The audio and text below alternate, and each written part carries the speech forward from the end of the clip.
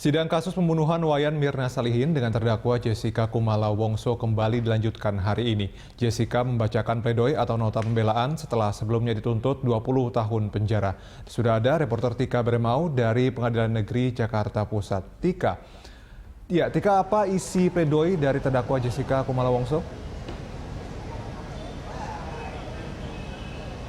Ya, Ahmad Murodi, sidang pembacaan pledoi atau nota pembelaan yang dibacakan oleh terdakwa Jessica Kumala Wongso dan juga kuasa hukumnya ini masih berlangsung hingga sore ini, di mana ada 3.000 halaman yang disampaikan oleh Jessica dan juga kuasa hukum dari Jessica Kumala Wongso untuk membela kliennya yaitu Jessica kepada majelis hakim. Di antaranya dalam pembelaan, kuasa hukum ini menegaskan bahwa kematian dari Wayan Mirna Salihin ini bukan karena sianida, karena menilai ada beberapa alasan, diantaranya adalah tidak dilakukannya otopsi kepada jasad atau tubuh dari Mirna Salihin pada saat proses penyidikan, karena menurut kuasa hukum Jessica seharusnya orang yang meninggal dunia karena kekerasan, terutama karena racun dan bukan karena sedang sakit, itu seharusnya dilakukan otopsi agar mengetahui pasti penyebab dari kematian orang tersebut. Dan memang apabila tidak dilakukan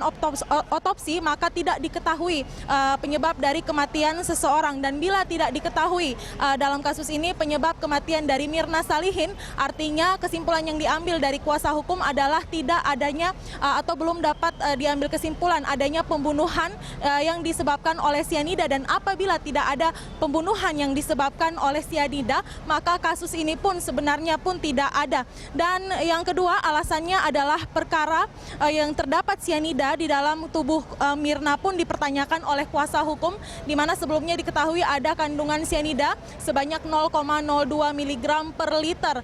Zat sianida yang berasal dari lambung Mirna ini juga dipertanyakan, dan kemungkinan menurut kuasa hukum ini mengatakan bahwa kandungan sianida yang dalam jumlah kecil tersebut berasal dari formalin ketika yang diberikan ke dalam tubuh Mirna ketika Mirna telah meninggal dunia, karena cairan dari lambung Mirna saat diambil 70 menit setelah kematian dari Mirna Salihin ini, menurut kuasa hukum yang didengar dari dokter yang menangani Mirna tersebut, tidak ada kandungan zat sianida dalam lambung Mirna Salihin. Sedangkan 3 hari setelah kematian Mirna, ketika diambil lagi cairan lambung dari korban, baru terdapat 0,02 mg per liter zat sianida.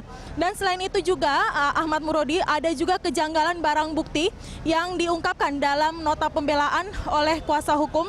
Di antaranya adalah masalah flash disk yang berisi rekaman CCTV yang berasal dari Cafe Olivier di Grand Indonesia ini juga dipertanyakan, karena hingga kini orang yang memindahkan CCTV dari rekaman CCTV tersebut dari kafe ke dalam flash disk ini tidak kunjung dihadirkan oleh pihak jaksa penuntut umum di dalam persidangan sebagai saksi. Dan di sini kuasa hukum mempertanyakan keberadaan orang tersebut dan juga keaslian, apakah rekaman CCTV itu dapat dipastikan keasliannya ataukah sudah diedit. Sebelumnya kita ketahui bersama bahwa Jessica Kumala Wongso ini telah dituntut selama 20 tahun penjara oleh jaksa penuntut umum. Baik nota pembelaan yang dibacakan oleh pihak Jessica Kumala Wongso pada hari ini maupun tuntutan yang telah disampaikan pada minggu lalu, serta dari keterangan-keterangan saksi serta barang bukti yang telah dihadirkan persidangan ini, tentu saja semuanya menjadi bahan pertimbangan kepada majelis hakim untuk nantinya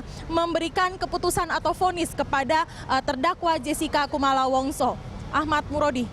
Iya, Tika, lalu apa tanggapan dari jaksa penuntut atas pledoi Jessica?